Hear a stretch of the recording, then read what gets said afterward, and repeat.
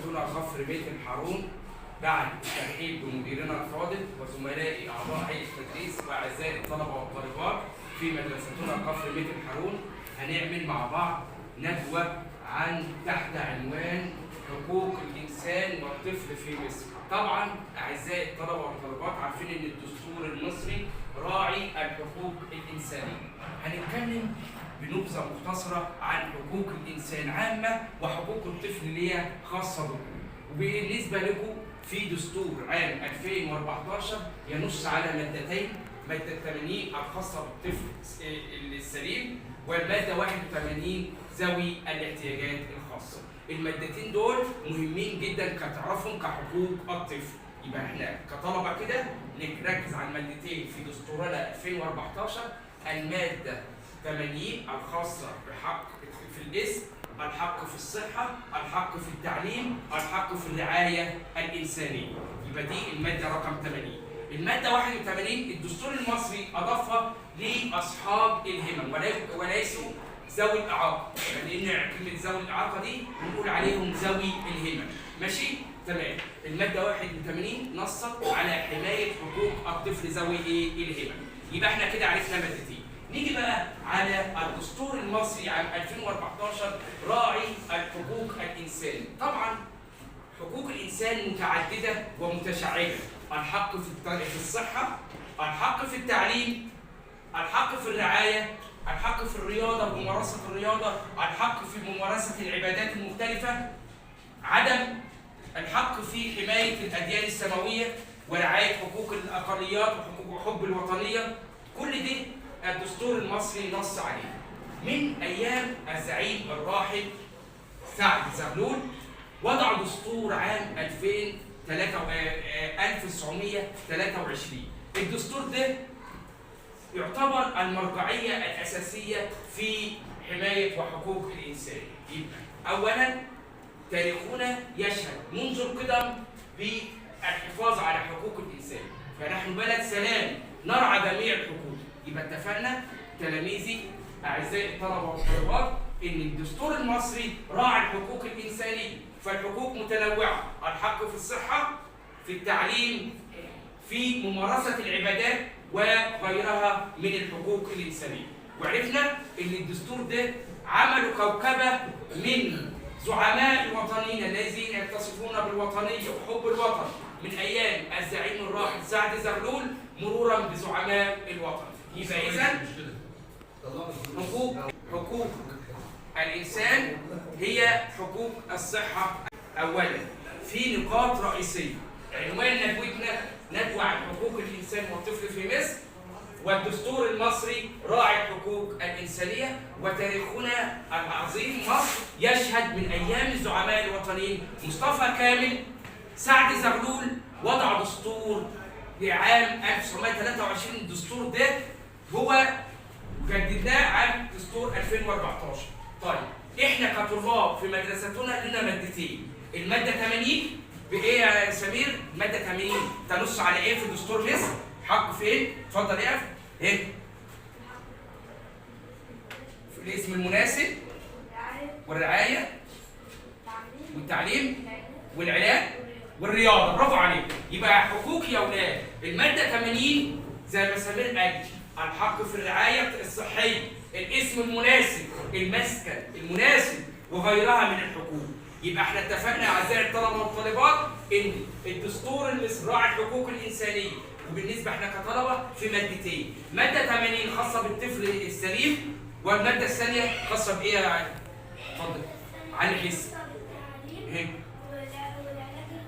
والعلاج والمسكن.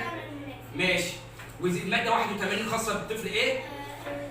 برافو عليك، ذوي الهمم. يبقى في مادتين لازم نحفظها دي كطلبه لنا. انما الدستور كله ينص على احترام الدستور المصري من ايام الزعيم سعد زغلول. هو وضع اللبنه الاساسيه لدستورنا المصري مرورا بمصطفى كامل، احمد عرابي، كلهم ضحوا فداء الى الحقوق الانسانيه. يبقى مصر راعيه الحقوق الانسانيه في اصدارها دستور 2014 حديثا ودستور سعد زغلول الذي يجب ان نتمسك به. يبقى احنا عرفنا اعزائي الطلبه خلاصه الندوه ان الندوه دي عن حقوق الانسان والطفل فين؟ في مصر. الحقوق متشعبه ومتنوعه، الحق في الصحه، في المسكن المناسب، في ممارسه العبادات المختلفه، في الحق في حريه التعبير واحترام الاخر، عدم التنمر، دي كلها حقوق كفلها الدستور ايه؟ المصري. في دستورين لازم تحفظهم، عام 1923 بقياده الزعيم الراحل سعد زغلول، والدستور الحديثا بقياده الزعماء الوطنيين الحديثين. دي الدستور دي يبقى الخلاصه يا اولاد عشان نختم ندوتنا، يبقى ندوتنا بعنوان حقوق الانسان والطفل ومراحل التاريخ المختلفه، بدايه من الزعيم سعد زغلول واحمد عراب ومصطفى كامل عملوا لنا دستور عام 1903 مرورا بالدستور الحديث عام 2014. ومصر هي راعية الحقوق الإنسانية، وفي مادتين خاصين بكم، المادة 80 بالطفل ذوي السليم، والمادة 81 بالطفل ذوي الهمم، اللي هو الحق في الرعاية، في الصحة، في التعليم، في المسكن المناسب، في الاسم ايه؟ المناسب. طيب يبقى ندوتنا عن ايه يا سمير؟ اتفضل كده. عن حقوق ايه؟ عن الاسم الطفل والإنسان عموما. اتفضل اهو. تمام كده. في مادتين خاصين بالاطفال، الماده ايه يا حسين؟ على حسك ماده ايه وايه؟ ماده 80 وماده 81. الماده 80 خاصه بالطفل ايه؟ خاصه بالطفل السليم. ماشي. وهي ايه الحقوق في الماده بتنص على ايه؟ الحق في التعليم، الحق في الرعايه، الحق في اسم الناس، الحق في الرياضه، الحق في الفن وممارسه الفن والثقافه واحترام الاخر. برافو عليك، دي حقوق. الماده 281 خاصه بايه؟ قول.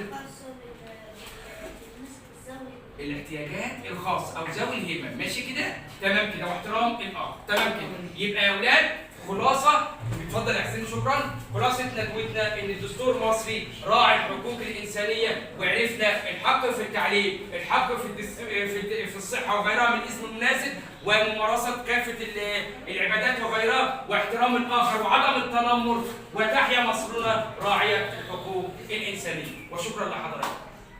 فتح السيسي المدارس الجديدة في مجال الصحة، حملة 100 مليون صحة، والمبادرات اللي احنا بنشوفها واقع ملموس، الكشف عن النظر والحاجات دي برضك. يبقى مبادرة 20 اللي هي مبادرة الإنسان جديد، أول حاجة هي مبادرة أطلقها الرئيس عبد الفتاح السيسي للمحور الأساسي لها دعوة الإنسان إلى إنسان واعي مثقف يدعو للافكار البناءه دون الهدامه. دي الفكره الرئيسيه فيها. طب مجالاتها ايه؟ مجال الصحه، التعليم، الفن، الثقافه، الرياضه.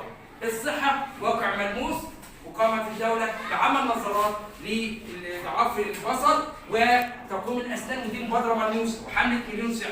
طيب التعليم، انشاء مدارس جديده، ومدرستنا باذن الله بتتبني كمان، يبقى دي الدوله بترعاها. تمام كده.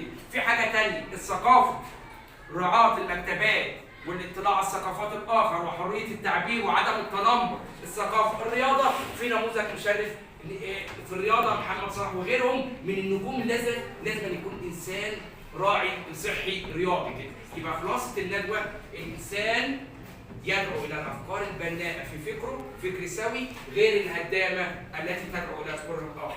يبقى تحيا وطننا وتحيا مبادرة بداية الإنسان جديد. وإلى لقاء آخر في ندوات أخرى. شكرا لحضراتكم. أهلا يا جماعة لندوتنا تحت عنوان الدستور المصري راعي الحقوق الإنسانية. في خلاصة كده لازما أهلا للندوة اللي عملناها تحت اسم الدستور المصري راعي الحقوق الإنسانية، في مبادرة أطلقها الرئيس عبد الفتاح السيسي تحت عنوان مبادرة بداية لإنسان جديد.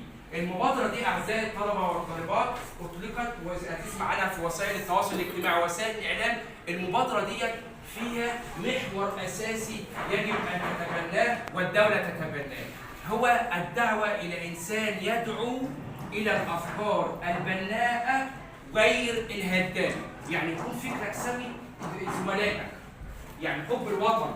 يبقى الفكرة الرئيسية في هذه المبادرة إنسان يحافظ على أو يراعي الأفكار البناءة دون الهدامة، تبعد عن الأفكار الهدامة في التنمر وكره الآخر وحب إيه؟ الآخر. يعني لازم يبقى المبادرة دي. طب المبادرة دي بتتركز في محاور 5: الحق في الصحة، في الرعاية الصحية، في المسكن المناسب، في التعليم، في مبادرة 100 مليون صحة، والفن والرياضة. طبعا